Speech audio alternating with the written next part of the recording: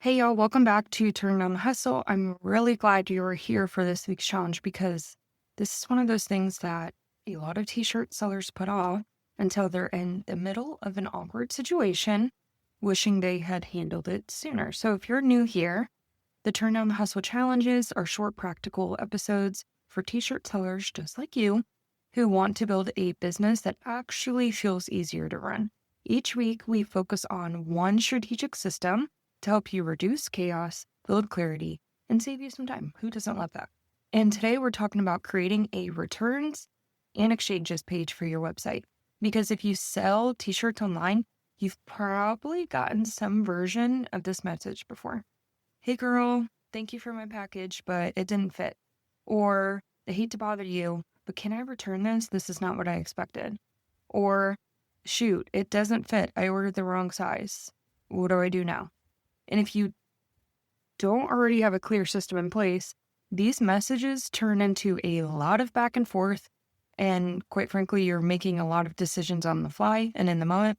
And it can add unnecessary stress for both you and the customer. So today we're going to fix that. We're going to talk about why this matters and what your policy should include and how to structure it for a t-shirt business and how to actually make it work for you. You're listening to Turn Down the Hustle, the podcast dedicated to transforming how you run your creative online t-shirt business by working smarter, not harder, so you can spend more time with your why, people, and passions that matter most in your life. So throw on your favorite graphic tee and turn up the heat press, because it's time to turn down the hustle.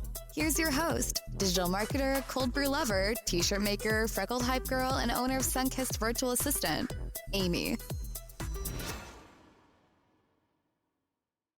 Let's kick it off with why you need a returns page before someone clicks buy on your website, especially for a t-shirt or a clothing item. There's almost always that little thought in the back of their mind that says, what if this doesn't fit at all? I have actually not shopped on certain websites because it was unclear to me how it would fit. And if you yourself have ever ordered clothes online, you probably had that same thought too. Sizing can be inconsistent. We all know as t-shirt makers, different brands fit differently. A Bella Canvas tri-blend is not even going to fit the same as a Bella Canvas CVC. It's definitely not going to fit the same as a Comfort Color, Toltex, you name it. And your customers, if they're true t-shirt gals, over time, they learn that for themselves as well. So what do? They're going to go hunt for your return policy. And if they can't find it, or if it's unclear, they hesitate, or they message you, or worse, they just bounce away from your website, which is known as bounce rate. If you want to go check that out in your analytics on your website. A returns and exchange page is not just something you deal with after a sale. It's actually part of the sale process. Maybe a different way to think about that. It reduces risk. It can help build trust with your customer. And it also helps your customers feel confident enough to move forward with their purchase. And on your side, it removes the pressure of having to decide what to do every single time something comes up. You've already made the decision, it's written down, it's consistent, and you can point back to it. Notice, I did not say in this segment why you need to accept returns or why you need to accept exchanges. No, I simply said that you just need a returns and exchanges page. You need to clearly define your policy. And if it's all sales final, that's okay, but just make sure you convey that to the customer before they purchase, because again, that's going to help inform their buying decision. So, moving on to 3 questions your policy needs to answer, remember. And these Turn Down the Hustle challenges, we're trying to keep it as simple as possible. The good news is it really does not need to be complicated.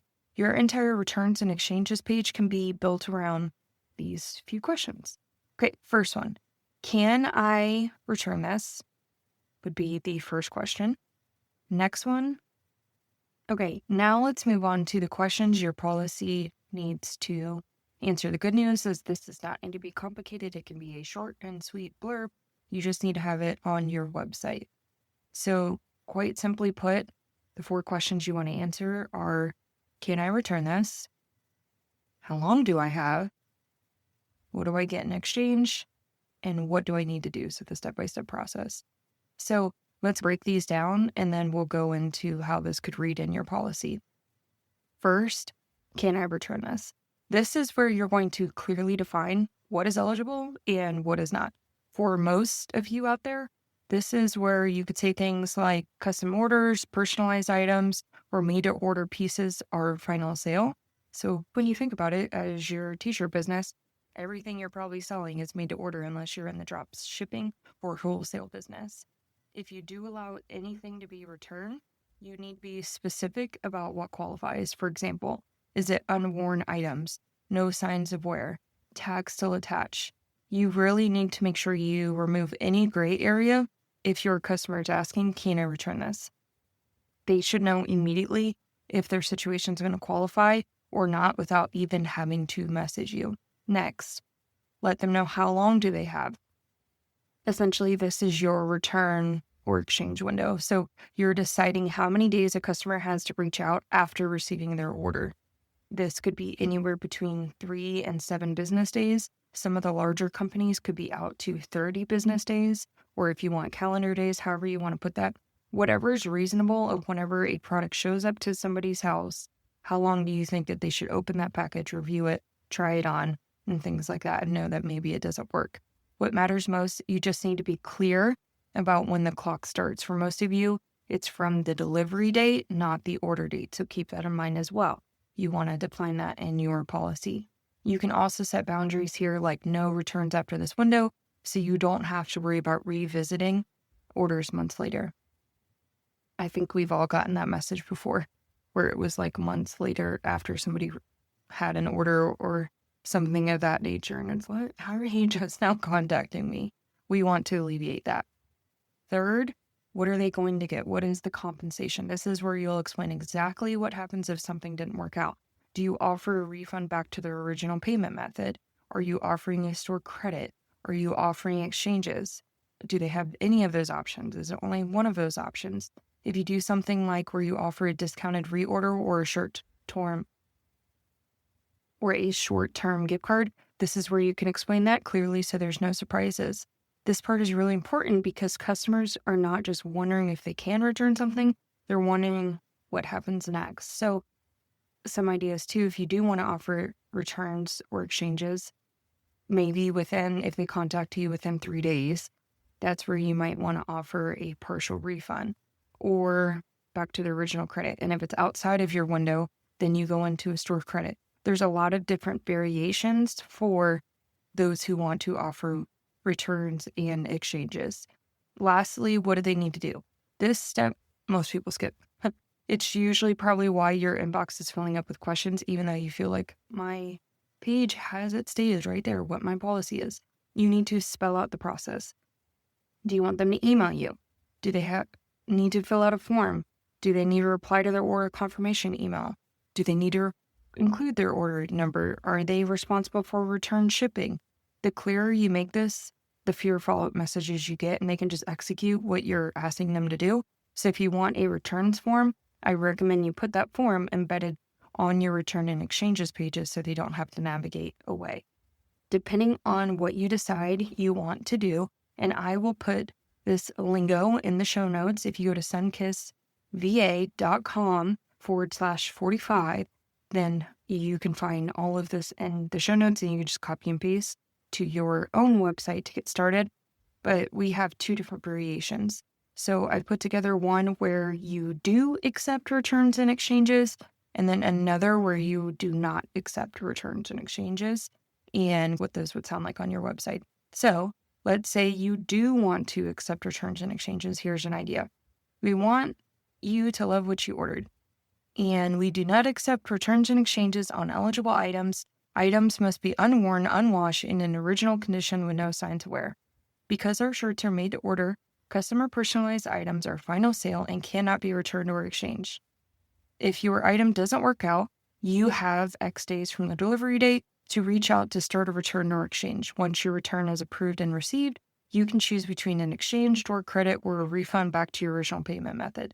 Return shipping costs are either customer responsibility or covered by us, and original shipping fees are non-refundable. All right, so let's do the no returns accepted. All items are made to order, so we do not accept returns. This also means you can shop with confidence knowing your item is brand new, never worn or resold. Custom and personalized items are always final sale. If there's an issue with your order, please contact us with X days of delivery so we can help. If we made a mistake with your order, you can choose what works best for you. We will either offer a full refund or remake and make it right. To get started, email us at X with your order number details. If something arrived damaged or incorrect, please include a photo so we can resolve it quickly. So, even with the no returns accepted policy, you are still reassuring the customer that I stand by my work. If I make a mistake or there's an error or anything of that nature, you will make it right. Now, what you want to be thinking about and ensure that it's distinguished in your policy is, was it damage due to shipping? Then that's where I would be careful with my wording. That's where you have options like adding insurance on your website where they can check that, like route shipping or different things like that if it comes through damage. That is something you do want to look into and be smart and knowledgeable with UPS, USPS, FedEx, whoever you use. Do they guarantee that the item will arrive perfect or not damaged? Can you go through them? You want to weigh those left and right so then you're not constantly footing the bill for damaged items or lost items. That's something to think about. That would be a good place to cover that in that section. So now, probably what you want to know, Amy, do you accept returns or exchanges? And the answer is no, I do not. It is just too much to do returns, exchanges with a custom item. And quite frankly, I don't want to get the item back in my hand, look over it, and try to figure out if somebody's worn it or not. And then what am I going to do with the item? Resell it? No, I don't want to resell something that I got back from another customer because once it leaves my hands, I don't know what they did with that shirt. I could go through 1,000,001 scenarios, but I'm not even going to go there. But I just do not feel comfortable giving that shirt then to another customer. So how I've spun that in my marketing or used it as a selling point almost is that you know that when you shop with me, since I don't accept returns or exchanges, I can guarantee you that this item is brand new. You never have to worry about, are you buying a secondhand item? Something to that effect. So that's why I included that in the policy so you can shop with confidence that this is a brand new item. Because if I accept returns or exchanges, to me as a customer, I'd always be wondering, like, is this a secondhand item or did someone else already have this? I think it's a selling point, in my opinion. So setting expectations before they even buy, a few things to go over here is specifically when it comes to sizing, specifically with kids' tees. When someone messages me, and this has really helped me with having to... Okay, let's move into setting expectations before the sale, specifically with sizing. Once I changed this kind of practice in my business, I saw a dramatic reduction in messages of, hey, this actually is the wrong size, once I started doing this methodology. Specifically when it comes to kids' tees, sometimes I'll get messages and someone will ask, hey, my kid wears a 6X. What size do you recommend? I used to recommend based on the charts. I would look at the charts and see what was comparable. I would recommend a size, and then sometimes I would get a message after, hey, those actually didn't fit. And then it came back on me, right? Because I told you what size I recommended. So now what I do instead, when I get that question, I don't answer it. I send them a link to my size chart and color chart blog post on my website and let them look up the chart themselves. I want them to infer what size they think they should get and pick the best size. This puts the decision back on them and it removes me from trying to guess. Is it just growing into a 6X? Is your kid barely fitting a 6X? There's so many different things and variations when you tell me what size your kid wears. And it protects us both. I guess more so me as the business owner, because sizing is personal. I guess it does protect the customer as well because they're making a more informed decision versus just trusting me. Some people like oversized, some people like fitted, some size up, size down. There's really no universal right answer. So instead of taking on that responsibility myself, I give them the tools to make their own decision. And that has reduced so many issues for me for sizing.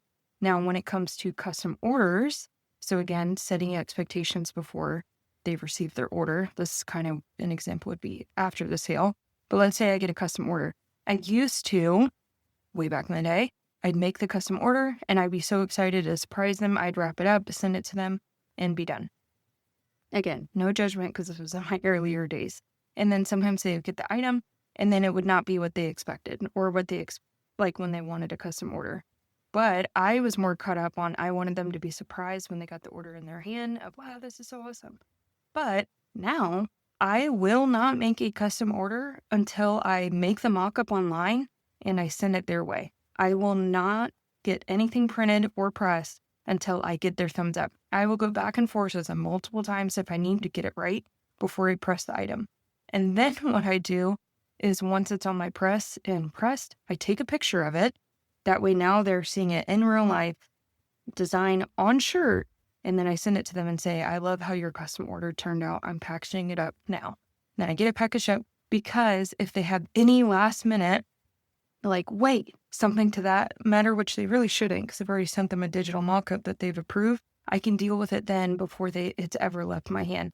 It's a lot easier if somehow, and I'll figure out whose responsibility it is if they need to pay for more materials for me to remake, or if maybe I plug on the color, I don't know.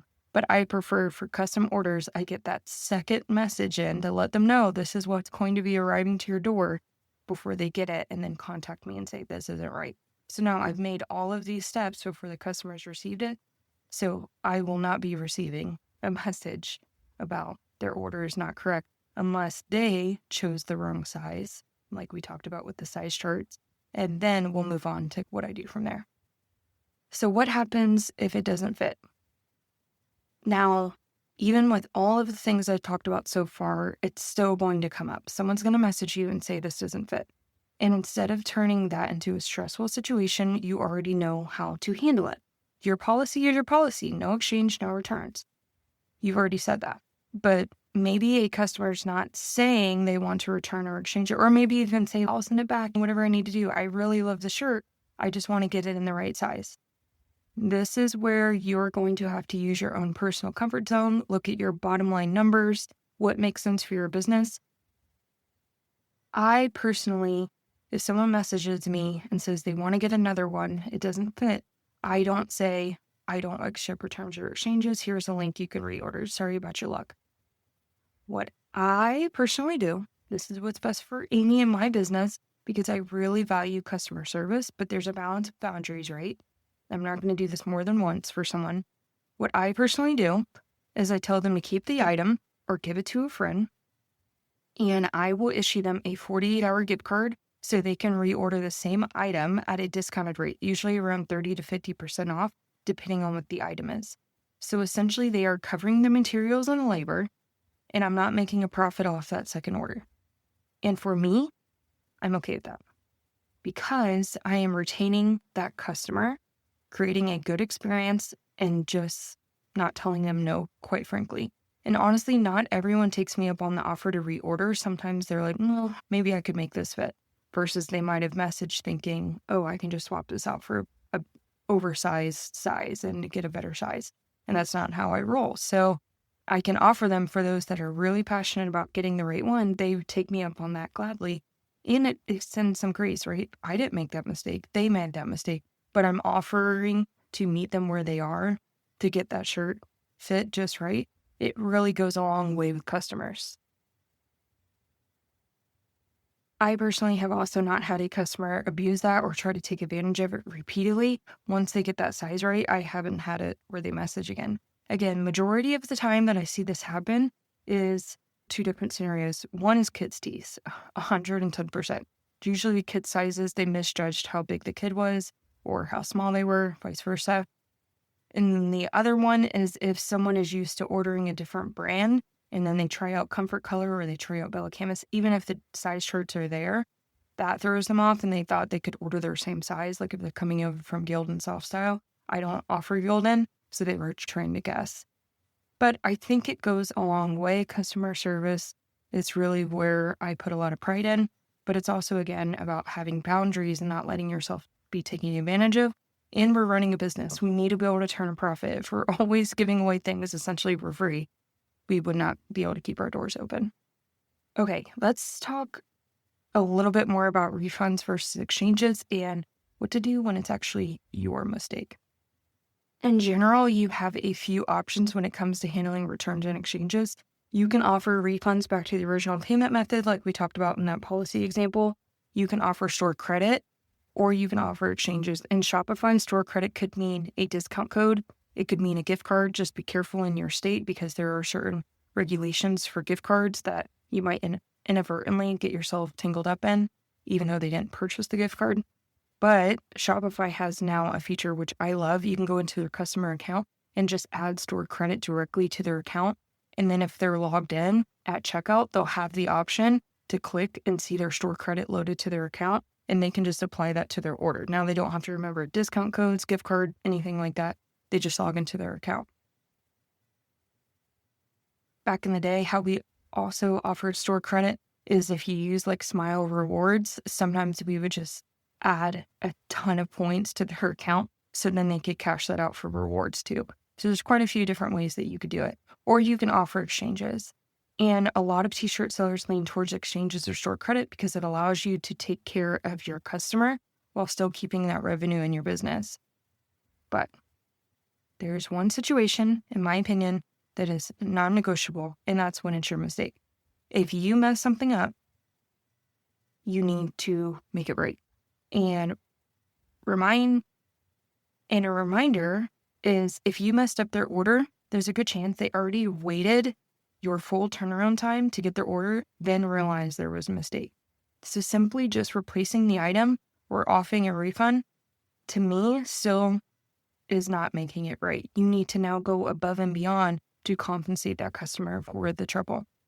If I mess something up, like I overlook a size, or sometimes when I'm packaging too quick, send the wrong item, I do not guess what the customer wants. Like maybe they don't actually want to remake, or I might be quick to refund the order. I'm so sorry, here's a refund. Until I started finding the customer would say, no, I don't want a refund. I can wait for you to remake it, something like that. So don't guess. Just ask them, would you prefer a full refund or a remake? Let them decide. Then I make it right. And then I send a small gift card or store credit to say sorry for the inconvenience on top of making it right. Because at the end of the day, when it's on us, it is our responsibility to fix it. And how you handle the situations is what builds that long-term trust. And quite frankly, if I deal with a business, maybe I'm just a little bit harsher because I'm also a small business. If I deal with a small business that messes up my order or goes over order, turnaround time, or different things like that, and then they offered to put me back in queue to remake the order, or there is no compensation for that, or I'm having to reach out because they busted turnaround time. We talked about that in another episode. Quite frankly, I'm not doing business with you again. I want to see accountability in the business because you were quick to take my money when you took my order, but now you're not quick to make it right. It just doesn't sit well with me. Okay, so where are we posting this return process on our website? Your return process itself should be simple. We talked about that. The customer reaches out or submits a request, you review it and approve it.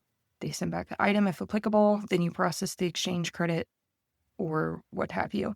It doesn't need to be complicated, just needs to be clear reminder. If you go to my website /45, then you will be able to copy and paste it and tweak it from there. Once you have that policy written, you need to make sure people can find it.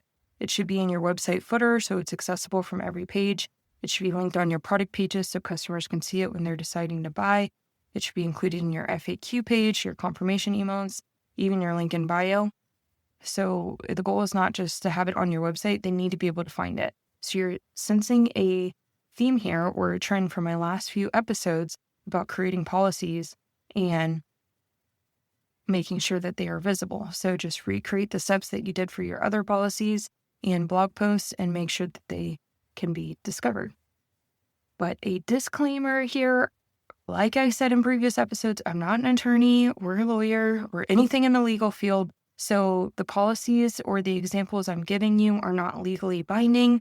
Yes, you can have them agree to terms at checkout, but the policies are not written to ensure that you never get sued or something like that. So keep that in mind. It's just a generic, rough idea of what to publish on your website.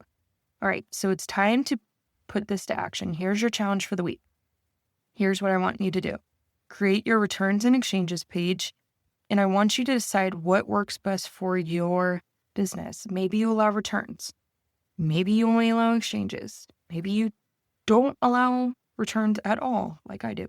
There's no one right answer. The right answer is what protects your business and create a clear expectation for your customer. But again, write it out like you're explaining in a message, then publish it. And then if in the future a customer ever has a question on your policy, that's where it's time to go back to your page and see if you can clarify it a bit, or maybe there's a gap in your policy. So as we wrap up today, here's what I want you to remember. It's not about, and as we wrap up, here's what I want you to remember. I want you to create trust before the sale with this policy. It also protects you after the sale, and it saves you time in between. These are the kinds of systems that allow you to start turning down the hustle. And next week, we're going to keep building on this and continue making your business easier to run behind the scenes. So until then, go ahead and knock out this week's challenge, and I will talk to you soon. It's time to wrap up another incredible episode of Turn Down the Hustle. I hope you've enjoyed today's episode and found some valuable insights to fuel your journey. Don't forget to visit sunkissva.com/podcast to access the show notes for this episode. You'll find all the links mentioned in today's discussion, along with actionable tips and resources to help you implement what we've discussed. Lastly, make sure to hit that follow button so you never miss another episode. I'll be here cheering you on and sharing more inspiration and strategies to help you turn down the hustle and work smarter, not harder. I'm so honored to be a part of your journey. Until next time.